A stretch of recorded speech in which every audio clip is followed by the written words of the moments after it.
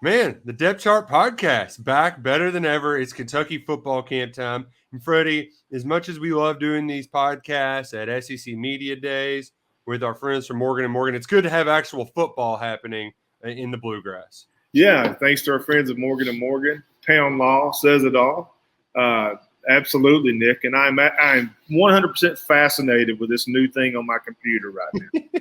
Maria had to help me get in. I had to do Google Chrome or something like that and click and paste and all this. And now I can see you and I can see, man, this is cool stuff, bro. I like it. It's pretty awesome. We're going to be using it all season long. You can watch us. I know you can still listen to us on Apple Podcasts or Spotify, but you can also watch us by subscribing to the KSR YouTube channel. If you haven't done it yet, please do it. We got a lot of cool content coming out. Freddie's out on the scene. Even you're producing video now, Freddie. You're amazing. You and your technology. I mean, if anybody knows tech, it's you. Listen, I learned how to do YouTube on my TV.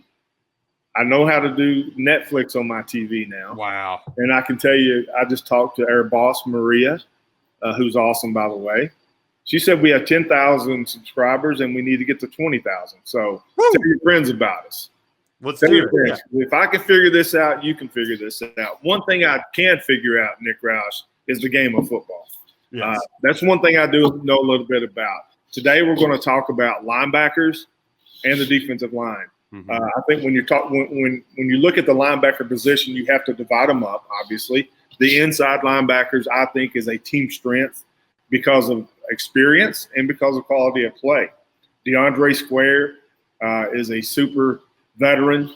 He's a coach on the field, very mature leader of that defense. I like him a lot with Jacquez Jones. That's two dynamic playmakers. And also, when you have that much experience, when you have that many snaps in the Southeastern Conference, you can play games on the inside. Now, what I mean about that is you can run twist stunts. You can disguise pass run coverages and blitz. You can do a whole lot there, Nick, with those two. But behind them, there's not a drop-off with De'Eric Jackson, Martez Thrower, and Tre'Vonn Wallace. You got five guys that are SEC starter level in that inside linebacker room. Yeah, and Freddie, it's one of those things, too, that we might take for granted the experience. But, you know, Brad White made the point, like, Deandre Square, he played significant snaps on that 2018 defense. Yeah. One of the best defenses ever. We've just been talking about him forever. It feels like we get different players, though, because he's changed his number every other year. But Square is a consummate pro, and we really saw that at the open practice, just how much it benefits having that experience in the middle of the defense as your quarterbacks of the defense. Because they can anticipate what's happening before it happens, whether it's in the run or in the pass. And the good thing about it is with Square and Jones, you really don't have to give them a lot of snaps in camp. You can rest them, and I think that's what Mike Stoops is doing. Courtney Love is there as well, helping with the linebackers. So I think you're getting them some rest, some reps, but you got to, they're veterans, so you allow the younger three to get involved there. But Deandre Square is a very mature young man. I knew him as an incoming freshman and as a true freshman. And he was mature then. He's mature now. And he is the leader of that defense. Also, you have Jacquez Jones come over from Ole Miss last year. He was injured, didn't get a lot of camp, battled some injuries last year. I don't think we've seen the best version of Jacquez Jones yet. I think you're going to see it in 2022. And then with those rotational players behind on the inside, you're going to get the starters some rest, some relief. But also those three are going to be your key players on special teams. They're going to be your coverage guys. They're going to be the kickoff team, the punt return team. Anytime you can have an abundance of linebackers, that trickles over to the third phase or special teams, and I think that's advantage for Kentucky. No, and Freddie, we talk about the depth. We saw it in the Citrus Bowl. I mean, Deandre Square had one leg, and he was out there playing because that position, it takes a lot of wear and tear on an athlete when they're in the middle of an SEC defense. It just does. Yeah. So to have guys like Tre'Vonn Wallace and D-Jack where they would be starting for most Southeastern Conference football teams. Yeah. Now Kentucky has both of them able to where instead of playing, I don't know, let's say defense gets 75 snaps a game, instead of having to play 60 of them, maybe now they only got to play 45 of them. Yeah. That adds up over time. And so that's why I think your expectations are going to be really high for this inside linebackers room this fall. They are certainly the strength of the Kentucky defense. Yeah, and you said it right, because when you don't have to play as many snaps, you get the better version of that defensive player, Deandre Square, Jacquez Jones, where you can have them fresh at all times, substitute in and not have a drop off. Now that is something that we've seen with Mark Stoops on the offensive line under John Schlarman. Rotated players, you're getting fresh linemen in all the time. Now the defense is caught up, especially on the inside linebacker group, to have fresh players. And I think that's a significant advantage. And then going to the edge, Nick, I think Jordan Wright's return for a super year has not been talked about enough, not emphasized enough, because especially with Vito Tisdale's injury at nickel, with Jordan Wright there and J.J. Weaver, you can play a lot of base 3-4. I mean, a true 3-4 with 4 linebackers. And Jordan Wright out there is athletic and is dynamic as a 5th defensive back, but he's long. He's 6'4". He can play the pass. He can rush the passer. He is the explosive play on defense. And then J.J. Weaver is a player, Nick, that I think can move into that star role. Kentucky's had some star players at that position before.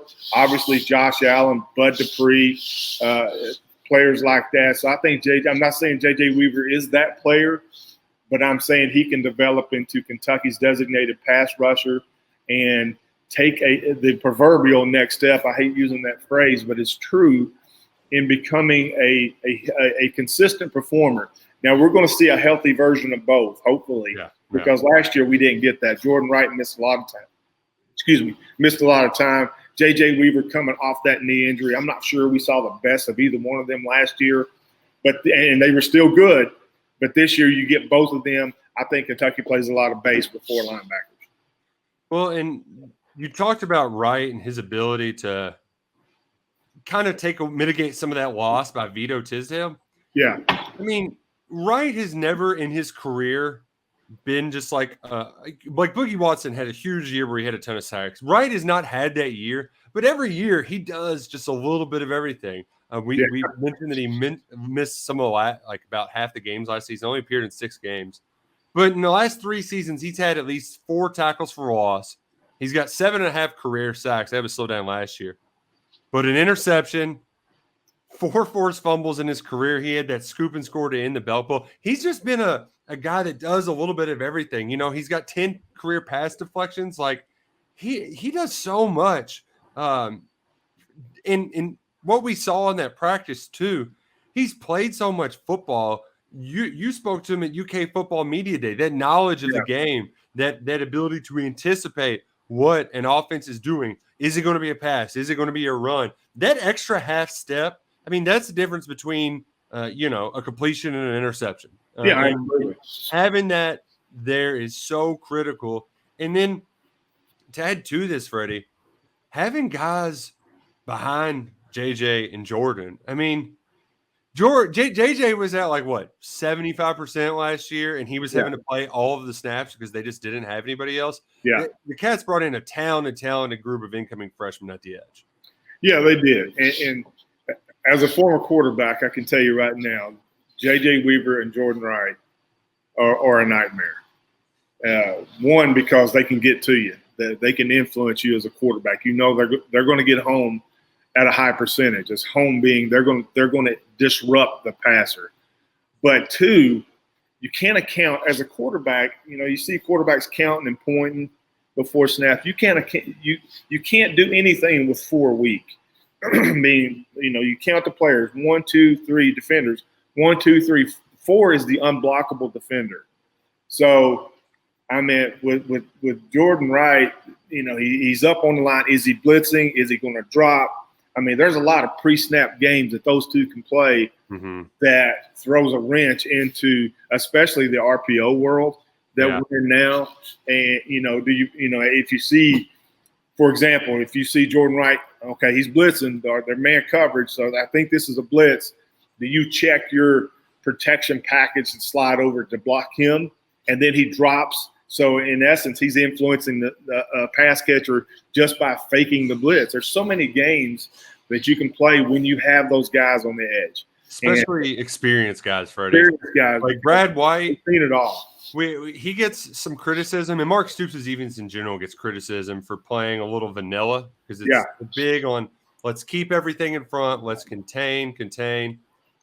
You don't have you can get a little crazy with these guys in there, and I think that I'm glad you mentioned too the games they can play just individually, the little jab steps, where you particularly against quarterbacks that can run like Anthony Richardson in week 2 down in the swamp at Florida. I mean, I go back to the play. Josh Paschal, he was on the edge for that call, but it was something like 3rd and 3 of Louisville. It was the point of the game before Louisville quit because they knew they were going to just lose by a million. But Malik Cunningham had like a 3rd and short, and they ran the option, and Paschal just gave a little bit of a half step to the outside, so Cunningham thought he could run it, and just Paschal just destroyed him. Like those plays, that tackle for loss, it went from you can go for it on 4th down to you're kicking an actual difficult field goal. And that was one that Louisville missed. And after that, Kentucky went down and scored. The game was over. Those kind of plays, that's the kind of stuff that you expect from an experienced edge. Now, a freshman, like, Tyrese Fearbury, 4-star from Pitt, we saw him intercept a pass during practice the other day. He was a lot better looking than I anticipated. He was really built in well. Not as skinny as I thought. But those kind of guys, there's probably going to be some times where it's like they're just going to make some aggressive mistakes. And, it's going to cost you. You try to mitigate them. But when Weaver and Wright are in there, they're smart enough. They're heady enough to be able to force those big tackles for a loss. Yeah, and then let's just talk pass rush for a minute. With the 3-4, you have your organic defensive lineman, your nose tackle, defensive end, defensive tackle, and they have rush lanes. And let's say you are bringing your edge defenders too on a blitz. Veteran experience. What that means with those two outside guys, with Wright and Weaver, is they're not going to get outside their rush lanes. They know exactly how to rush and to keep the perimeter or the edge set where the quarterback cannot escape to the outside. Now, when you get into Wade and Fearbury, you might not get that because they're going to see get quarterback. That's when they get out of the rush lanes, and then the quarterback can scramble out. So there's a lot of gamesmanship that can be played with the veterans in the blitz. But with Wade and Fearbury, I think you're going to have certain down and distances, especially early in the season, maybe not at Florida, but against Miami, Youngstown, etc. I think Brad White's going to put them in the game and say, okay, see quarterback, get quarterback, and because they don't know, they're not aware of the specifics of an offensive tackle blocking, how they're going to block them. They're not aware of, oh man, nobody's blocking me. I'll get upfield and bam, they get pushed out by a guard, and here goes the running back. So there's going to be a lot of learning this year with Wade and Fearbury, but they're very talented, and I think you're going to see a lot of them in games, more so than we've seen depth at the edge before. I think you're going to see them early in the season, just in case they're needed later on. But those two are talented. But again, I go back to the experience of Wright and Weaver. Speaking of experience, Morgan & Morgan has over 800 attorneys throughout the country. They're going to win for you, and you only pay them when you win. So experience matters, and experience counts. It's very important, and I really like this collection of linebackers. I like it not only in the physical, the tackles, the sacks, tackles for loss, interceptions, whatever. I like it where Brad White can get deeper and deeper into that playbook, in his call sheet with these linebackers, because last year you really couldn't do that. In the football is an 11 11-player experience. The reason Brad White couldn't get creative last year, you had J.J. Weaver that was coming back off injury. Jordan Wright was injured most of the season. And you had 3 corners, one being a former safety. You couldn't play games because you couldn't leave those corners running on every play and man-to-man because you wear them out. So this year there's more depth at corner. I think safety is good with Asian and Geiger, and then Zion coming over. So I think the defensive back, the secondary in general is going to be better than it was last year, which frees up Brad White to play some games up front and get after the quarterback. I think you're going to see a more aggressive game plan from Brad White in 2022 than you did in 2021. You mentioned, too, the way that he can just kind of let the freshman go, pull the pin, take off the gloves, just say, go get him. And I hate to keep bringing up Josh Paschal, but love that guy. Made a lot of big plays in his career. And similar to Fearbury, who and Wade, who were both highly regarded recruits that they just needed to see some snaps. That game down at Southern Miss when Josh Paschal was a freshman, Southern Miss is backed up on 2-yard line. Kentucky calls in, I think they called it the magic package back then. Yeah. And Paschal was down in a 3-point stance. They run a twist, and it was just, all right, hey, take a step back, run straight into the A gap. And that's just where the ball went. And Ito Smith, I think he's still picking up his jock strap down there. He got hit so hard. That's the kind of fun stuff you can do with some of these guys. And the one we didn't mention was Noah Matthews. And he's a guy I know. He's more of a there's a lot more raw skills there, a lot more to work on. But Brad White, he loved that late signing day edition. Yeah. So it's a good the edge is a good mixture of experience and youth, but the youth is very talented. Now the next grouping, Nick, is not very experienced, and that's the defensive line. Is it a concern right now? Maybe. It's not a worry. It's a unknown for a lot of the defensive linemen. I think you look at the starting rotation group. Tre'Vonn Rybka, defensive end, flash last year against Iowa. I've liked him since he got on campus. Henry Young right there. Sam Manelli, you can't forget about him. And then in the middle, Justin Rogers. It's time for that 5-star to earn that 5-star status. And with him, you have you have Dinkins and some other Josiah Hayes that can play multiple positions. But I think the anchor of the defensive line is Octavius Oxendine. He's dropped some weight. He's moving better. Was playing extremely well before he was lost last year due to injury. I think Ox is going to have a big year. And if Kentucky has that front 3 designated pass rusher and disruptor, I think it's Octavius Oxendine. But the true freshman, Deion Walker, is getting all kinds of love. And then you still have Khalil Sanders and some others. So with the defensive line, Nick, there is a lot of them. A lot of them were highly ranked coming out of high school. But we've yet to see the production match. Now they're in, year 2, 3, except for Deion Walker's who's in year 1. You would think that their development would be where Anwar Stewart can play a bunch of them, can rotate them in fresh and not have a drop-off. So I think the defensive line is going to be more by rotation than individual star. But if there is a star on that defensive front, it could be Octavius Oxendine. Yeah, and I think if I had one word to describe the defensive line, it's potential. Yeah. This 2020 recruiting class was one of the best recruiting classes in Kentucky football history, and a big reason why is because of how they recruited on the defensive line.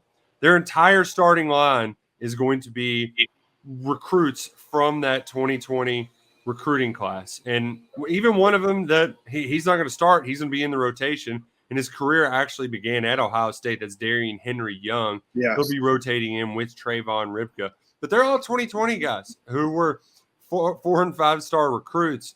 I talked a lot about Paschal earlier. The guy replacing Josh Paschal, Tre'Vonn Rybka, he had his moments. You mentioned that Iowa game. He had a huge tackle for loss to help force one of those late punts for the Hawkeyes that helped spark Kentucky's comeback. Rybka, he was like him and Rodgers. I feel like they're cut from the same cloth where there's a lot of flash, but not a lot of consistency. Yeah. And I think some of that it comes with growing up, like Josh Paschal was an exception because he's been he's acted like a 30-year-old. He's been more mature than me since I was in college, like Deandre Square, same. Yeah. Like they're just more mature. But for a lot of these guys, it takes a little while to grow up. Yeah. And I think I really like what I saw from Rybka from the spring to the summer workouts. Not only how serious he's taken himself as a tactician in the finer details when working in the individual workouts, but I know part of the equation for him and Rodgers, it was their body, right? It was not only being big, but also being able to play big and move well. Like Freddie, you and I, we can put on weight if we want to, but we can't move well. Like no. They have to still be big and still move well. And I really like the way they moved at a recent open practice. I watched them closely when I saw practice, and one drill that I really appreciated from this defensive line was the double team drill. Not fun drill. You get guard center, guard tackle on one defensive lineman, and you got to fight through that. And I saw a lot of growth in that drill. That's a difficult ask for a defensive lineman, is to fight through double teams. I don't think Kentucky has a player that's going to be consistently double teamed, but a lot of plays call for that. Mm-hmm. But you're right. I think if I had a word to describe how I feel that's necessary for this defensive line group, it's trust, because offenses have evolved. Okay, you're going to face a few offenses in 2022 that's not going to let you substitute. Tennessee, Ole Miss, and some others, Florida, if they go fast, the three you got on the field, unless there's an injury or out of bounds or something, that's the three you're going to have to play with. So Anwar Stewart has developed this group, and it does a tremendous job, but he's going to have to be able to trust those defensive linemen, because you get on the field and against certain opponents, you're stuck, and you're going to have to play several snaps. That's something, trust and endurance are a couple factors that I don't think are discussed enough when it comes to defensive line play, especially against the up-tempo offenses. Now, Justin Rodgers, it's his time. You had Quentin Bohanna now with the Cowboys, Bully McCall with the Panthers. Now Justin Rodgers has waited his turn. It's his time. Yeah, and if Rodgers doesn't step up, though, the one thing that you can count on is Josiah Hayes is right there too. He's a former 4-star talent in the middle of the UK defense, where they do that is the one thing Freddie mentioned. It is kind of by rotation on this defensive line. So if one guy isn't stepping up, they can quickly get in another one, and that creates a quality product, kind of like the quality products produced by our friends at Port Royal Plants, a Kentucky proud product. Port Royal Plants is grown, processed, and manufactured in the Commonwealth of Kentucky, because your mind and body deserve quality products that you can trust, just like that Kentucky defensive line.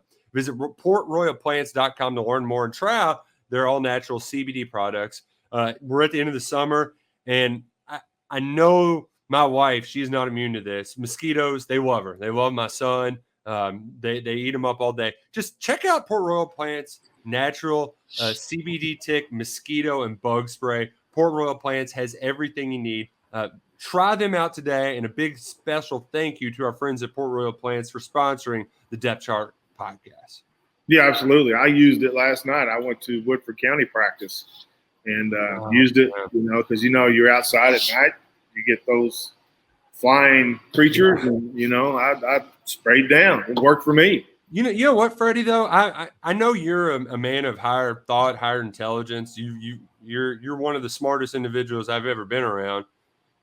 Answer this scientific question for me. Yeah. How come mosquitoes like certain people, like my wife, but they refuse to bite me? I might get 2 mosquito bites an entire year. They just don't like me. I don't know. Is it because my skin's tough? What's the deal? I don't know. That's a great question. Maybe they're sweeter, so that's why they like them. I don't know, but when me and Ellie are outside, I mean, they attack her just like Brooke. I don't know why. Same with me. They wear me out. So that's why Port Royal is good for me. Hey, it's a veteran. It's an RN. And it's a woman-owned company. So awesome. It's a Kentucky proud product in Port Royal, Kentucky. So we thank them and look forward to using their products this year, especially as I cross the Commonwealth, man, and on my tour. And you got to stop coming up later on. Yeah. We have the Kroger, Freddie. This is my first one, so forgive me for not Kroger hometown tour, correct? Kroger hometown community tour. Hometown community tour. I was at Wilson County. I've been at Franklin County. I'm going to Great Crossing in Madison Central, nice. Frederick Douglass, and you're going across the river.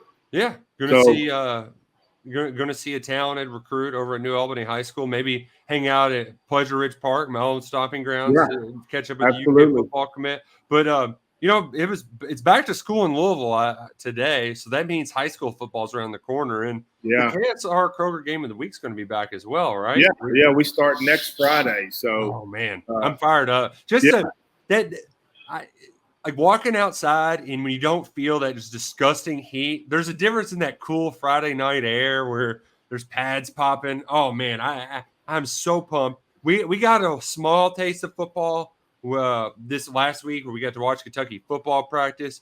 Luke Fortner played in the Hall of Fame game, but it's not the same as watching those kids across the state play football on Friday nights. No, last night I got to interview Tristan Cook, Ball State commit, Aiden Nelson, Ball State, and then got my first look at I saw him last year as a freshman, Malachi Smith.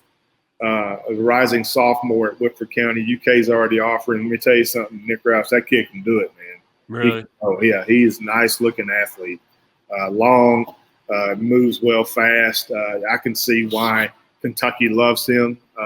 He's if you're looking for a freshman to sophomore, a player that's going to blow up this fall, it's Malachi Smith from Whitford County. He is getting ready to get on the scene, but.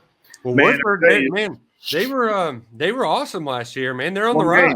One game away. They got beat by South Warren in the semifinals in 5A. So 13-1, they brought a lot of players back. So we'll see how that goes. But just to sum up, Nick, with the linebackers, I mean, mature, veteran, experienced, solid. I mean, that's one of the better inside linebacker groupings that I've seen at Kentucky. Deandre Square is closing in on the 300 tackle club. Maybe he can reach that this year. The edge, the two starters are dudes, man. Jordan Wright, J.J. Weaver. I think both of those guys could have big years. You can play a lot of games with them if you're Brad White. And then the young guys, Fearbury, Wade. We'll see how that goes out. They're going to need experience, but there's a lot of talent at both linebacker positions. I'm excited to see these guys on the field and watch them work against Miami. It's when you lay it out that way too, it's kind of it's a unique dichotomy. So like I'm not really worried about Kentucky's run defense because as Brad White said, it's a mix of old and young. So like on the back, like Jacquez Jones and Deandre Square, they were like mid to low 3-star recruits. Then you look down. I mean, D-Jack just got a camp offer and committed to Kentucky like on the spot.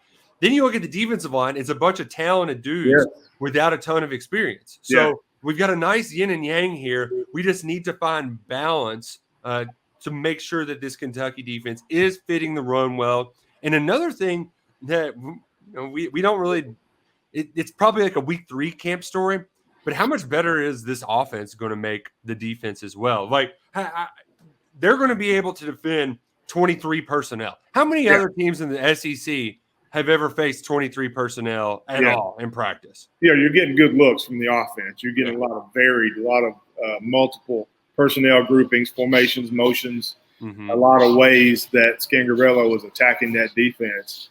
Now, I will say this. the open practice, the defense won that day, but the offense probably won the day before or after. It goes back and forth. Yeah. And some of that is scripted by the coaches. Like when you have a team drill, a team 11 on 11, if the defensive or offensive coordinator wants to get a certain look, those plays are scripted, and you'll put your offense in a bad position to see how they react, or you'll put your defense based on calls in a bad position to see how they react. Now with Square and Jones, they're going to react positively because they've seen everything. Yeah. They've seen every kind of offense. They've seen all kinds of personnel. So they're going to put the defense in the right call. Thus, I do think you're right with the run fits are going to be good because that defensive line, the word I'm looking for there is trust. I mean, Amar Stewart's going to have to be able to trust the three he's got on the field because, again, the offenses that Kentucky's going to face, you get on the field, you're not coming off until the offense says they're coming or there's an injury. So there's going to have to be a lot of development there. I do think that Deion Walker is a player to watch for because of his size, speed, athletic ability. He's going to play, and he'll have some learning moments. Octavius Oxendine, if there is a star on that defensive front, it could be him. Yeah, and Freddie, you talked about just some of those tough situations you can be put in. Yeah. You know, for example, I'm just going to be the for example guy this podcast, Freddie. But, you know, if there's a lot of young receivers right now, Kentucky can just put them they can put the offense in a pitch by running a blitz.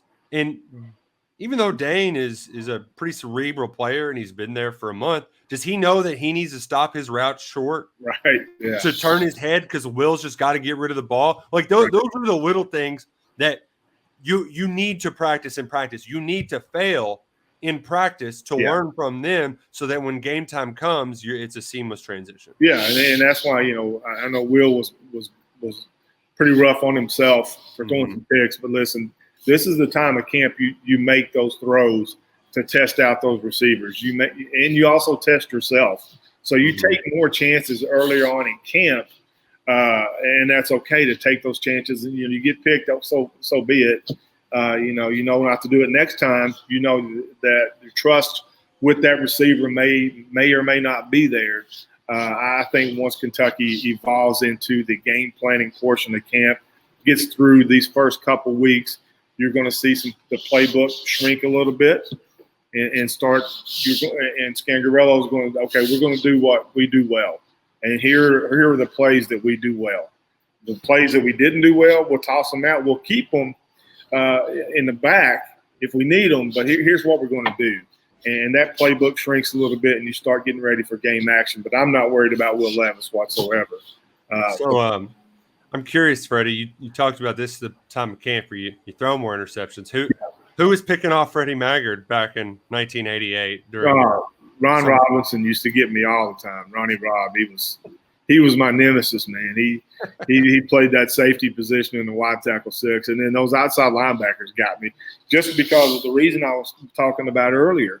You know, with Tony Massey and Jeff Brady, and you know, you had Randy Holleran in the middle, Chris Chenault.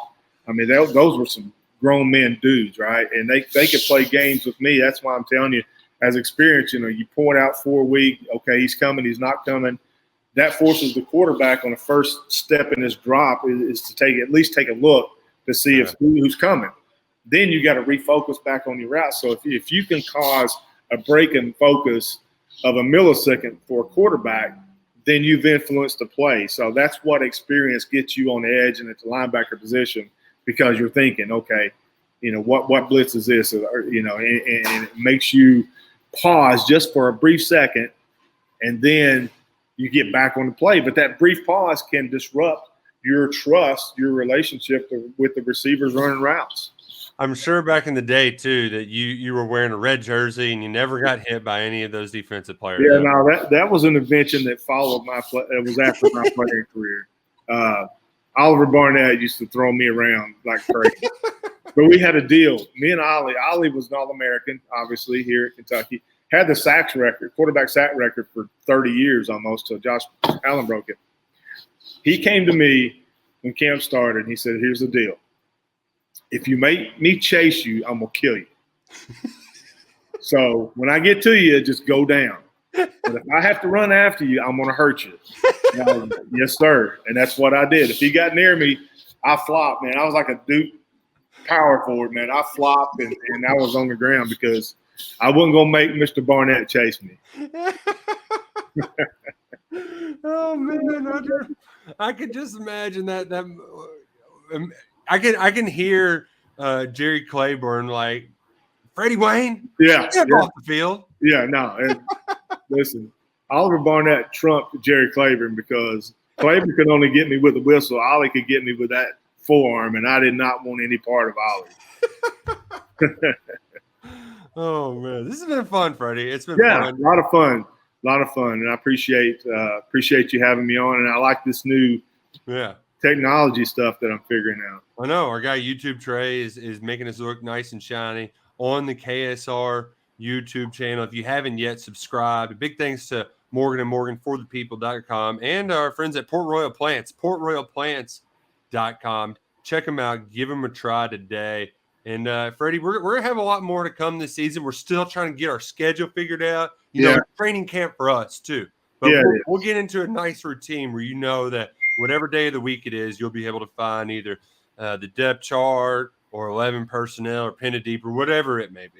Yeah, this week really, starts my craziness until January because, work with Maria during the day some, and then high school football takes a big part of my time, and then obviously UK. So it's busy. I'm actually going down to Union College on Sunday and take a look at them. That's going to be fun. John Luttrell's the head coach down there, a friend of mine, Chaz Martin. So I want to check those, check out the Bulldogs there. But it's nonstop from here until January 4th, and for us, the summertime is over and it's time to go to work. So I enjoy it. Time to go to work for the team. That's right, for the people.